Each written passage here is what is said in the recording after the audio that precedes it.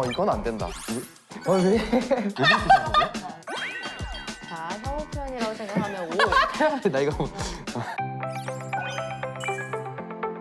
안녕하세요 여러분. 저는 뮤지컬 배우이자 모델이자 쇼호스트 미미입니다. 안녕하세요. 저는 26살 갓 대학 졸업하고 이제 여러 가지 활동을 하고 있는 김동빈이라고 합니다. 오늘 어떤 자리인지 알고 오셨죠? 그럼요. 서울시와 함께하는 인권 문화 행사 맞죠? 맞습니다. 그래서 오늘 여러분과 함께 일상 속에 숨어있는 다양한 혐오 표현, OX 퀴즈를 통해 알아보려고 하거든요. 떠오르는 혐오 표현이 있으실까요? 혐오 발언. 남성과 여성을 너무 구별지어서 하는 것도 야 여자가 그걸 뭐하러 해? 약간 이런 식. 직장 상사나 나이가 많으신 분들이 뭐 나 때는 말이야. 두 분이 정확히 알고 계신 건 아닌 것 같아요.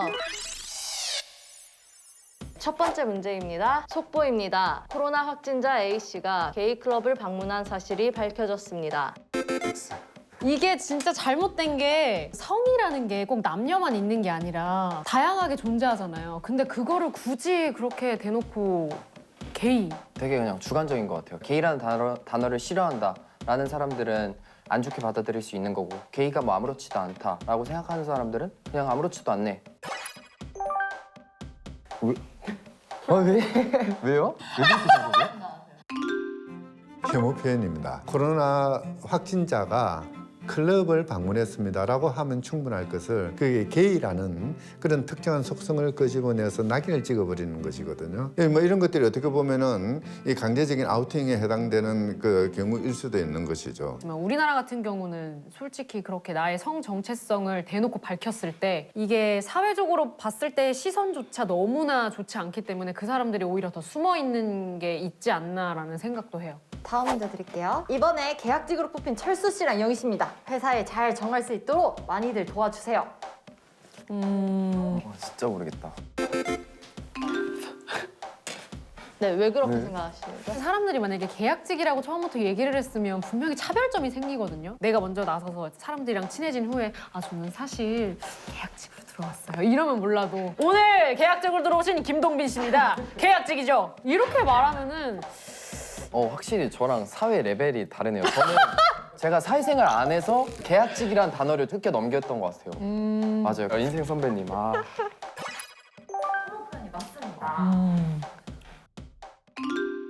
그거는 혐오 표현에 해당됩니다. 회사 내 직원들 간의 화합을 권장하는 자리에서 이 새로 들어온 신입 사원의 신분을 굳이 밝힐 이유는 없는 것이거든요. 우리 사회에서는 고용 형태에 대한 차별이 구조화되고 있는 그런 현실에서 굳이 고용 형태를 정규직, 비정규직, 계약직 이렇게 밝히는 것 자체는 혐오에 해당된다고 봐야 되겠죠. 다음 문제 갈게요. 어머니, 이거는 여기가 아니라 저쪽 창구로 가셔야 되거든요. 끝이에요? 약간 긍정적이게 말한 거죠. 어머니, 아 이게 지금 이쪽 창고가 아니라 저쪽으로 가셔야 돼요. 이건지 아니면 네 어머니, 아 이것은 이쪽 창고가 아니라 저쪽 창고로 가셔야 됩니다. 인지. 후자. 후자예요? 그럼 난 아닌 것 같아. 저 민원인이라서 저는 어머니. 어머니라고 해서 그러니까 어머니가 아닐 수도 있거든요. 그럼 몰라요.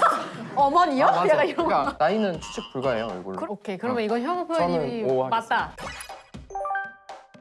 오, 야! 이거 맞다, 우리 약간 맞다. 도전 골든벨처럼 바뀌었는데?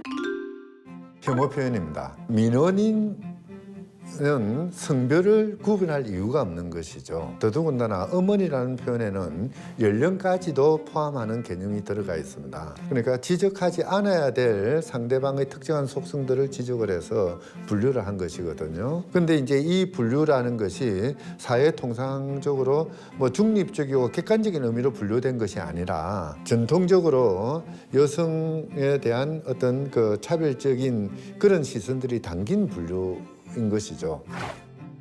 혐오 표현은 사회 경제적인 소수자를 향한 것으로 개념화되어 있거든요. 아저씨라고 이야기한다고 해서 그 사람이 받을 수 있는 또는 그 사람에게 갈 수 있는 불이익은 크지는 않습니다. 우리 산업화 과정에서 그러니까 여성들이 먹고 살기 위해서 열심히 일을 했던 뭐 일을 할 수밖에 없었던 그런 상황들과 결합을 하면서 뭔가 조금 다른 의미가 부여돼 버렸거든요. 그런 의미를 아직 우리 사회는 잊지 않고 있어요. 그 실정에서 아줌마라고 이야기하는 것은 그 말과 더불어서 이런 편견들이 따라올 가능성이 열려 있는 거죠. 어린이에게 제가 얘기하는 거예요. 얘야 혼자 왔어? 나이도 어린데 장하네. 그런데 엄마랑 같이 다시 오겠니?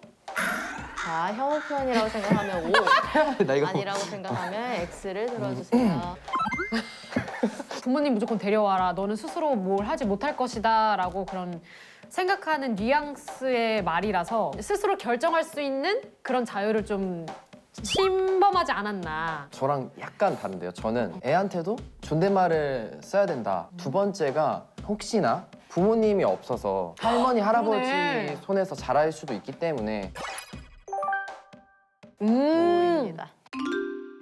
여러 가지 점에서 혐오 표현에 해당될 가능성이 많습니다. 부모님이 없는 아이들도 있을 것이거든요. 어머니 또는 부모님이라고 표현하는 것이 아니라 보호자 이렇게 표현하는 것이 올바른 표현이고요. 아이들이 용돈을 쓰기 위해서 오는 그 과자 가게라든지 문방구라든지 이런 데서는 그런 표현을 하면 안 되죠. 아이들이 스스로 결정하고 또 행동에 옮길 수 있는 그만한 그 능력은 갖추고 있는 것이니까요. 자동차 매매상이라든지 뭐 이런 데서 아이들이 뭔가 왔을 때는 당연히 아이들이 스스로 결정하기에는 조금 부담스러운 그런 영역이기 때문에 그때는 보호자와 같이 오라고 이야기해도 되겠죠. 여성 직원을 향해서 상사가 하는 말이에요. 태희 씨 일을 아주 생긴 것처럼 해놨네. 이건 안 역시 된다. 예쁜 사람들이 일도 잘해. 안 된다. 이거 무조건이죠, 이거는. 외적으로 그렇게 표현한 칭찬이 좀 잘못된 것 같아요. 이게 여성의 외모를 가지고 뭔가를 엮어서 말을 한다는 것 자체가 이건 누구에게나 좀 잘못된 혐오 표현이 아닌가. 네. 그것은 혐오 표현입니다. 칭찬을 하고 격려를 한다 하지만은 굳이 언급하지 않아도 되는 용모를 거기에 삽입을 한 것이죠. 칭찬을 하더라도 그 칭찬하는 표현이 남성의 경우와 여성의 경우가 달라진다면 또는 어떤 그 장애인의 경우와 비장애인의 경우가 다르다면 이거는 혐오일 가능성이 많다. 주의해야 될 부분이죠. 혐오에 대해서 사전에 어떤 그 지식과 기본적인 생각들을 갖추지 못하면은 자기도 모르는 사이에 혐오 세력의 한 부분이 되거나 혐오 세력을 지원하는 어떤 존재가 돼버릴 가능성이 많은 것이죠. 우리가 어떤 존중하고 배려하는 인권인식을 높일 필요도 있지만은 또 다른 측면에서 혐오의 방관자가 되지 않도록 노력해야 될 필요도 있습니다. 화이부동이라고 그러지 않습니까? 다르지만 서로 어울려서 살아갈 수 있는 그런 그 사회 여건이 만들어질 수가 있는 것이죠. 당연히 엄마 생각이 나니까 어머니 아니면 어머님이라는 호칭을 좀 많이 사용했는데 되게 의외였던 것 같습니다. 예쁘다는 표현을 자주 하거든요, 제가. 어떻게 보면은 외적으로 평가를 하는 거니까 이런 것들을 조금 생각하게 되네요. 헉! 혹시 오늘도 그 말 하셨나요? 내일부터는 그만하는 게 어떨까요? 그만.